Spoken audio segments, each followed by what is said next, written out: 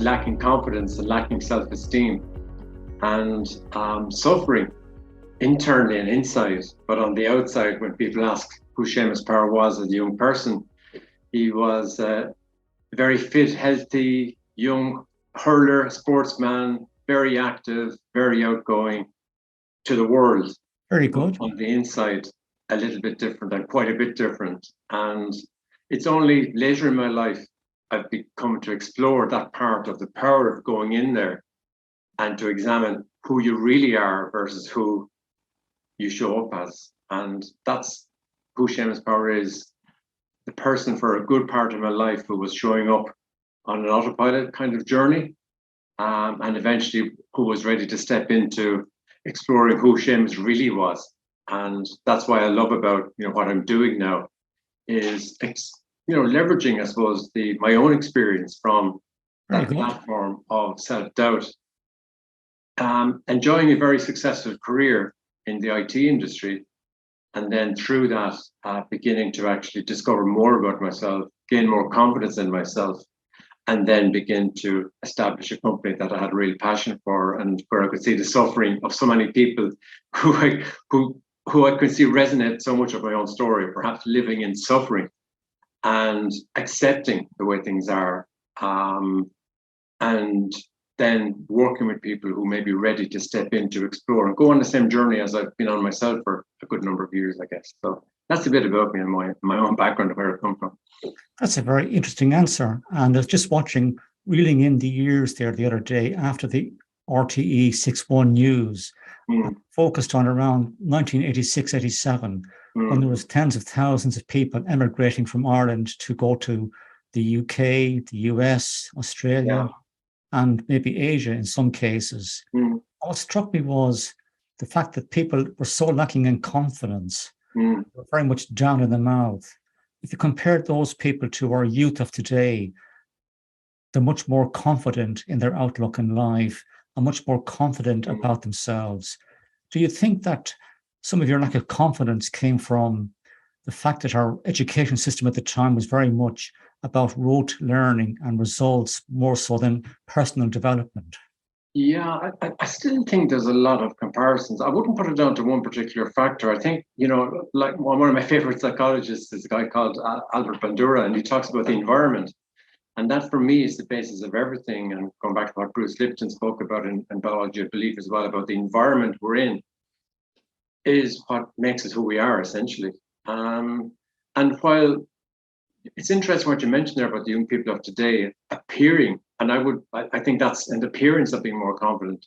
But I think the young people of today are facing similar challenges than I faced 30, 40 years ago as a young person as well. So on the outside, looking like things are very rosy and very good a lot of the time, but on the inside carrying that burden and not being sure, how to process that, and thinking that this is only me. Everyone else is looking so happy and confident. Why am I feeling so unhappy inside?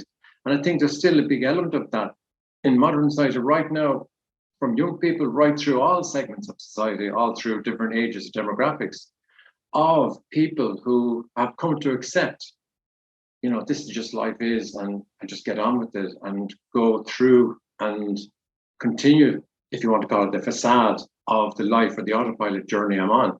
But I think more and more people, especially post-COVID, are now in a space where they're actually ready to check on that and challenge that. And that's what I love, perhaps about the only thing I love about COVID is the reset that it's applied and helped people in many ways. So I don't think I've exactly answered your question. Maybe I've challenged your premise that people are more confident, I guess, these days. And I don't think they necessarily are, because it's related to the environment we're in and so much pressure and social media and technology and speed and chaos of our modern life. I think now is more than ever before an opportunity for people to begin to endeavor at least to slow down and to come back to what's going on from the inside, I guess, Well, thank you for pushing back there. You're entitled to your opinion. And I do agree with you to an extent that it's not all rosy in the garden for young people either. There's a lot of social pressure there for young people, and that's always been the same. It's always been the case. You mentioned there about hurling I know you're from Kilkenny. What were you like as a child? What was I like as a child? As a child, yeah. Yeah, I love sports, so I kind of and I excelled at hurling. So I think, you know, like most young kids and perhaps babies even, were born with a hurley in their hand, and it's the primary sport. But I played lots of other sports. Like we had a local soccer team as well, and my life resolved very much around sports. My father was a manic GAA fan, and we could end up spending our weekends going to maybe 2 or 3 matches on a Saturday, maybe 2 or 3 matches on a Sunday in the afternoon and the evening times, and that brings back a great sense of joy. So my life was very much revolved around outdoors sports and the GAA in particular. But then other sports, you know, soccer I mentioned, badminton, our local badminton club, and then, you know, it revolved around sports in schools, but primarily around hurling as well. So it would have been a very active childhood. On the outside, very active, but it was still carrying this. I won't call it a major burden, but there was something simmering underneath the surface of, yes, on the outside, very active, very happy, but still there was this, whatever the reason, Lacking. just something lacking, exactly. Yeah. Underneath. That kind of was a common theme right through a lot of this layer, if you want to call it, of uncertainty underneath, without actually ever being able to really understand what it was about or explore it properly, understand it, I guess, you know. But in general, I would say I had a really, really great childhood, very, very, very active childhood, and very happy childhood, you know, but just with that little lack simmering underneath as a common theme, I guess, right through. You know? And growing up, did you have an idol in terms of hurling? Somebody you'd love to, you know, be like? Yeah. Well, Player, Eddie for Kerr would be example. the obvious one. Eddie was there. He was hurling from, you know, I think definitely right through the 60s. I think in maybe very late 50s. And he would have still been hurling as I was getting interested. And my dad was bringing me to Wexford Kilkenny finals in Croke Park in the 1970s. Still the Clare Kilkenny rivalry in the league finals of the mid 70s as well. And they are probably the immediate games and the immediate people that come to mind, like Frank Cummins, Chunky O'Brien. That was the type of era that I grew up on, that I cut my teeth on learning about Kilkenny hurling and, I suppose, the culture of Kilkenny hurling. And they were the names when I was, you know, a young boy at that time, beginning to learn more about the whole history of Kilkenny hurling and the big part it plays in our culture, I guess. You know? Of course, there was Pat Henderson, Ger Henderson, Patrick, Nick Brennan, Kieran Purcell. All those names, yeah. Yeah, the Delaney's, JJ Delaney and PJ Delaney. Yeah, and you can see those names kind of repeating into the modern era as well from some of those earlier eras from my childhood, I guess. Yeah, there was no Henry Shefflin in the 1970s. No, there wasn't. No, there wasn't. But my God, what an influence he's been as well. You know? Yeah. You spent a significant amount of your working life in the corporate sector. Can you tell the audience, or can you describe for the audience, the biggest lesson you learned since you started your own business? The biggest lesson I've learned is showing up as yourself. When I started my own business, I had a very clear idea of what I wanted to do, and it was very process driven around creating a service and selling a service based off my own experience around the impact of many aspects of modern lifestyle, like the diet, the exercise, stress, and sleep. We've kind of referred to them already. And helping people to heed their warning signs and intervene on making small changes before the heart attack occurred, or before the stroke occurred, or before many of these lifestyle-related illnesses affected people, or they were impacted by them. And they were just some of the common ones. But more and more and more of our illnesses in this modern, busy, chaotic life are related to lifestyle rather than any other influence or diseases we might have seen before. And that was my passion, that was my goal. And I had built a process around helping people. Very good. But without understanding really that people need to be ready to engage with that. And that's what I've learned really is about, I need to be front and center of my business, sharing my own story, my own experiences, very much like I'm speaking with you today. But when I started my own business, it was very much about the process and the problem. And in a small business, and I think in most businesses, people buy from people rather than people buy processes. And that has become a gradual realization for me and learning the hard way, that it's really engaging with Very people good. when they're ready and use language that resonates with them around capturing the emotions of what they felt rather than using language, I suppose, that resonates with them to capture attention. I understand what Rather you're than saying. sell a service and sell, well, you should do this or you should do that, which I think I may have been doing from the early stages of Powering Health, I guess. So that for me is the biggest lesson. Effectively, what you're saying there, Seamus, is that you learned that you had to make yourself vulnerable to your target audience, to your ideal client, that you had to tell your story first, and then you had to show that you've been on a journey of improvement, and then that makes them resonate with you as a person, and then they decide, I'm going to email Seamus, I'm going to call Seamus. Yeah. As before, you tried to appeal to their intellect or to their heart, and you were using corporate language instead of using your own story effectively to get, to resonate with your target audience. Yeah. And it very much just comes back to what I mentioned earlier around that simmering level of lack of self-esteem and that lack. Even this is just 4.5, 5 years ago. And then through Powering Health and that journey of coming back in, the liberation associated with that really is a huge part of what the Powering Health service is about right now. Because like I believe in some of the CBD sessions I've done, some of the tools I've learned in the meantime, it's about experience the benefits yourself of certain activities, certain actions. And it's only through that journey that we can begin to actually serve others and ourselves better as well. Having gone through that journey of, experience the childhood, experience the corporate world, the challenges and so on with that, it sets you up to be armed with the ammo you need to help others as well. And when you find those people who resonated with that journey, who are perhaps see aspects of that journey within themselves, and then, they can see value in working with you.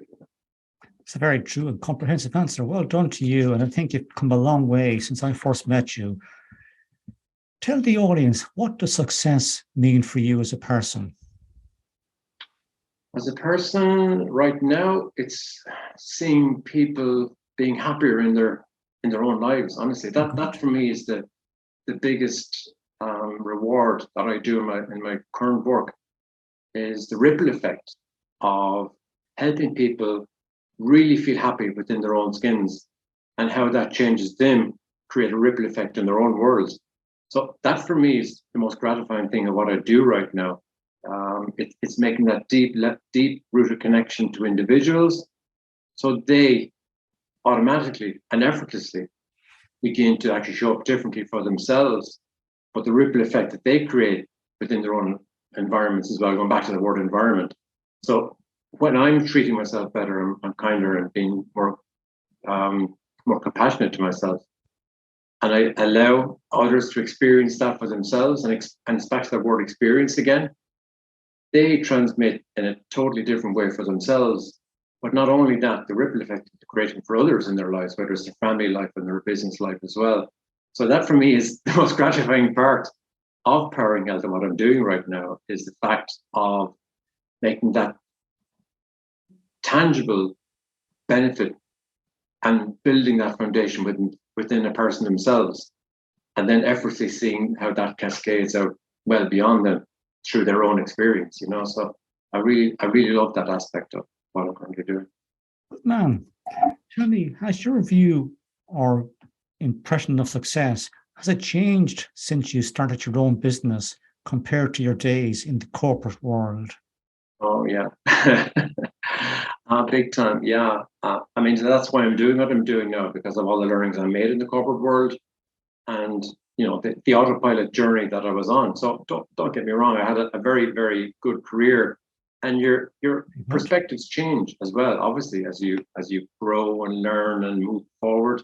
So I was very happy with, finding a beautiful piece of work within the tech industry. I started as a computer engineer, developed, evolved, and grew, and learned an awful lot from moving from a techie into a team manager, a business manager, and then learning business strategy and working in teams at a level that I thought I would never have worked at, and learning so much and having had the opportunities to work and earning a good income, having a lovely family, all those benefits that go with everyone's journey. But it comes to a point where you begin to change your perspective or see things from a different perspective. And whereas once important in the corporate world have become less important because you see that maybe the bigger picture. A lot of people are in this world where you're in this blinkered view of the world where it's very important, and everyone has, and we all experience that ourselves, of this is what's important for me right now, and it's important that I earn this money to sustain the lifestyle I've got. But that picture does change over time as well, and what was important then is less important now, and that's why it's so important for me to meet people where they are, understand people's stories, and understand where people are on that continuum of development and where they are and what their perspective is on whether it's a very, what I would call a blinkered view of, maybe a small view, a focused view of what's important to them, maybe in their own good time to see the benefits of the slightly bigger picture, which I've experienced myself, I guess. Yeah. In essence, what you're saying there, Seamus, is that when you were working in the corporate world, you were expected to manage and lead teams and build teams, manage the expectation, and manage upwards, I suppose you could say, in terms of getting projects across the line. That you're running your own business.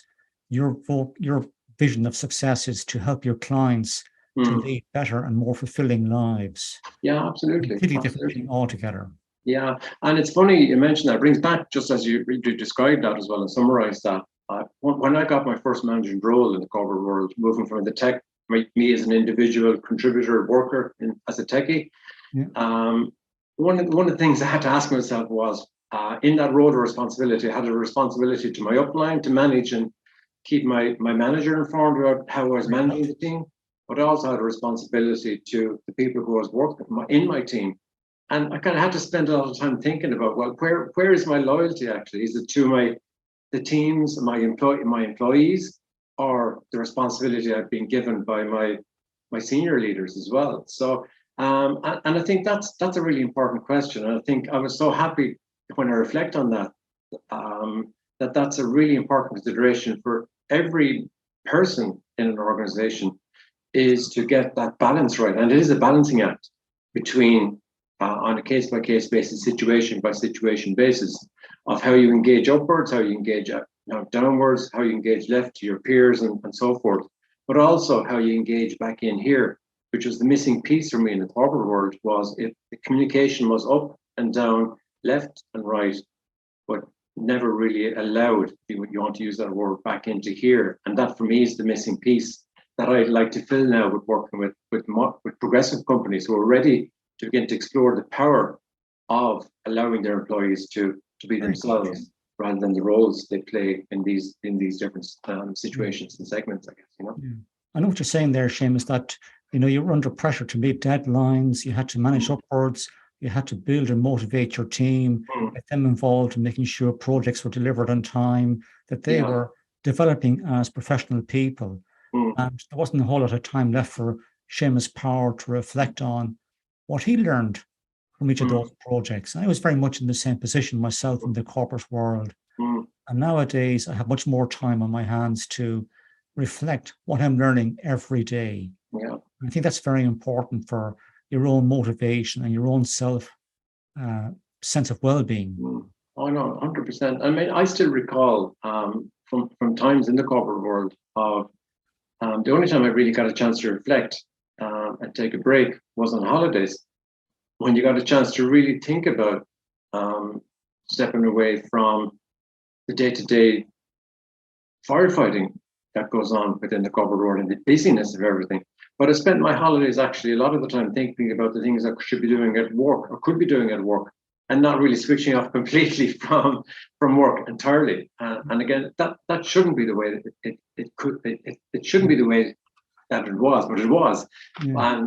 And that's for me so important to, again, back to that word balance of when you're in the corporate world and in the heat of this busy, chaotic, busy world, how do you begin to create that space and time to allow yourself to make important decisions with more clarity and with cool-headed, calm coherence?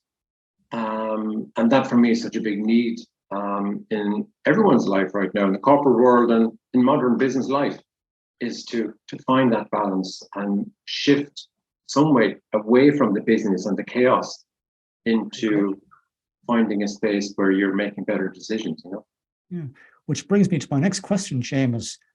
What advice would you have for the business executive who's working from home, who's struggling to create boundaries around their work life and their home life? See, post-COVID, it's brought so many benefits. We mentioned it already, I think, around the feeling that people have more choice now.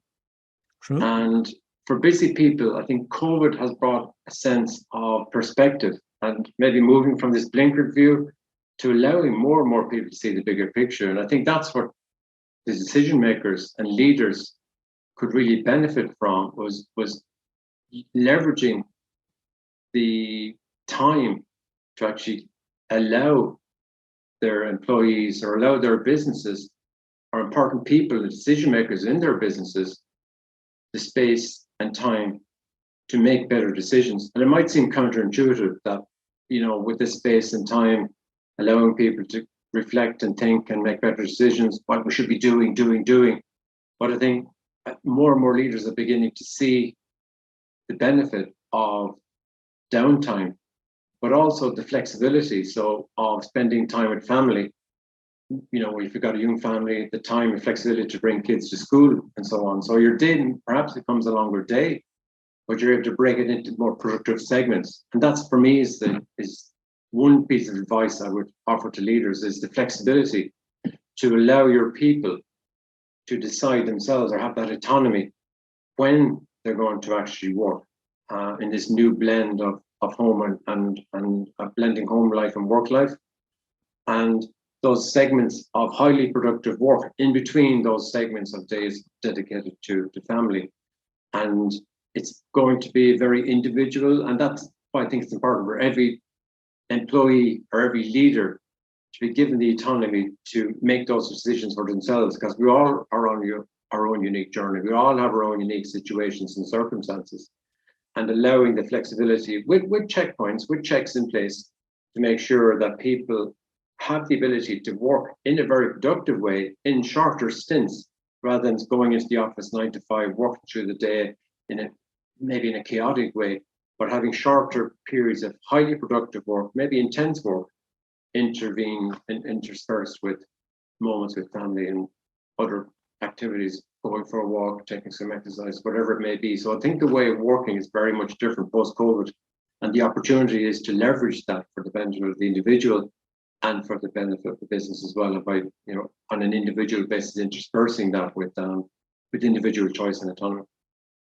Great answer to a tricky enough question, to be honest, Seamus. Thank you for that, because I've heard people talk about the fact that their home life and their business life has become very blurred. The difference between the two of them has become very blurred, and people are finding it very hard to leave down the company phone, to turn off the company laptop. There's always when you're working from home, there's always the chance that you might look at what email you've missed out on and answer it, during your free time at weekends, for example. And that's kind of eating into a person's personal time. Oh yeah. It takes discipline as well, really. It does take discipline, but it takes that agreement, and it comes from the top down of our own culture. I was on a call this morning, we spoke about culture and the culture of an organization, and what the direction is downwards. to create expectations that we expect you to take time for yourself. We expect you to work in a certain way, and to make sure that that's enforced and measured, whatever way it can be measured. And that's how I think it's important that it's reinforced through setting the standards, but also having a mechanism in place to make sure those standards can be measured or adhered to in a reasonable way that meets the needs of the individual and the needs of the business. Explain why adults should allow more time for curiosity, exploration, and creativity in their personal and business lives.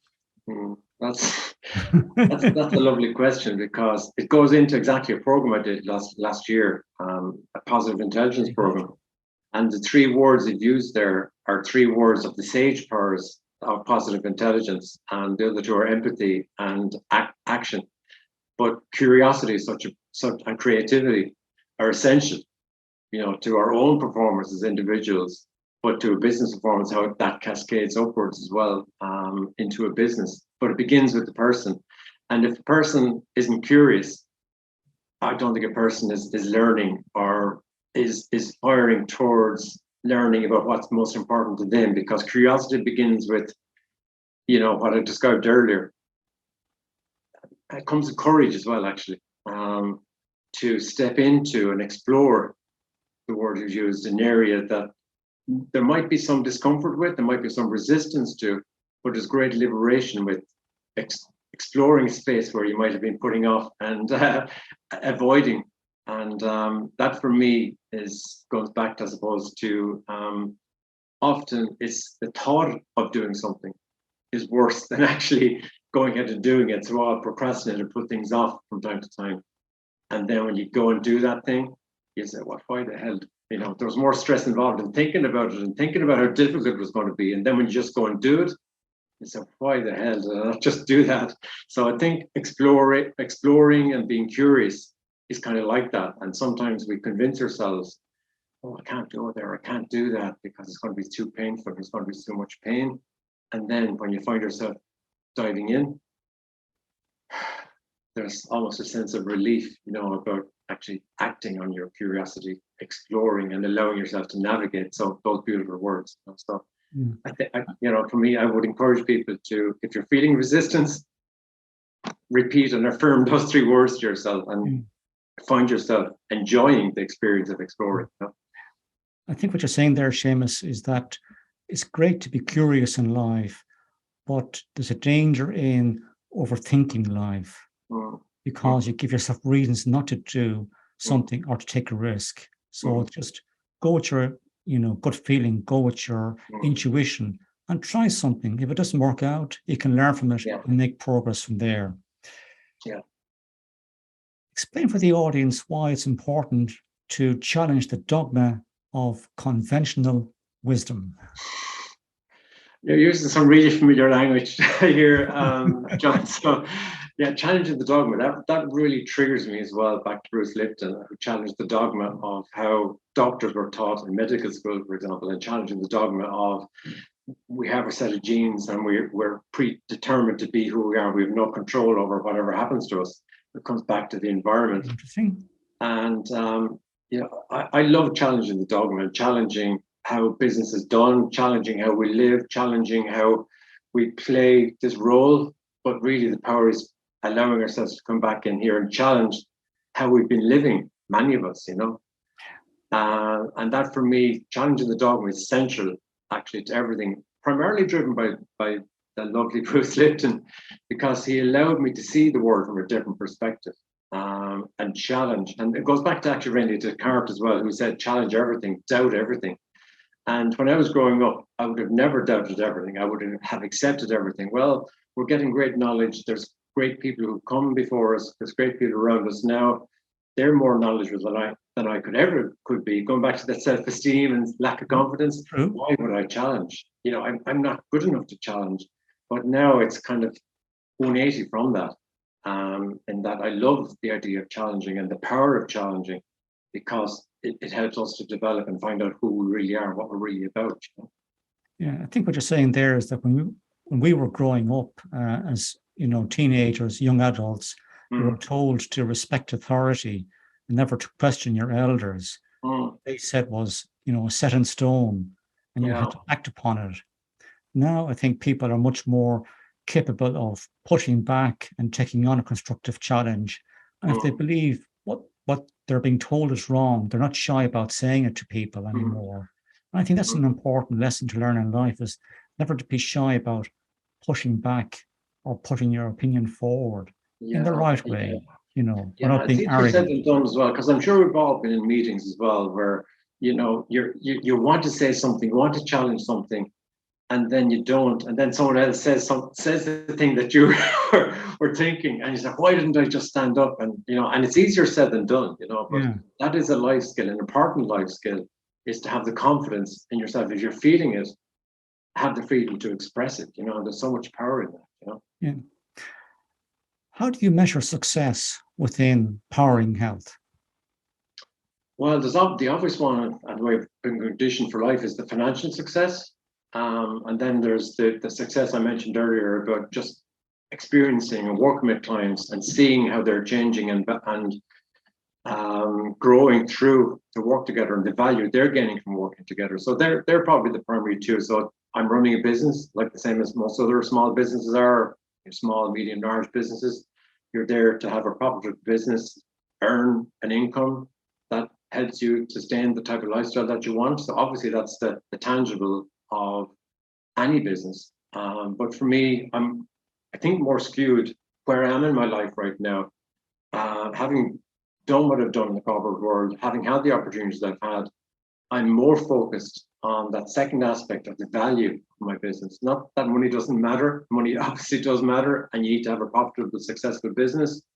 But for me, the most important thing is the value that I'm seeing and the experience that gives me personally, of seeing other people benefit from working with me. So they, for me, are probably the two immediate benefits and primary things that you need to measure in a business, is the financials, obviously, but more so how the value that you're offering, and being able to actually personally experience that value in the type of work and the type of services you're delivering.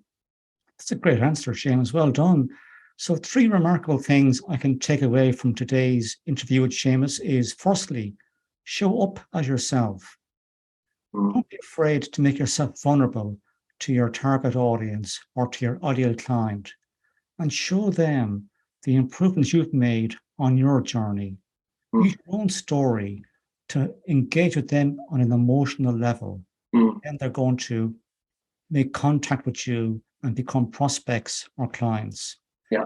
Secondly, for the business executive who's working from home, it's important to have self-discipline, that you allow time for work and for your family, and to put in place processes with your employer to ensure that they respect your downtime and the need to have family time at weekends in particular.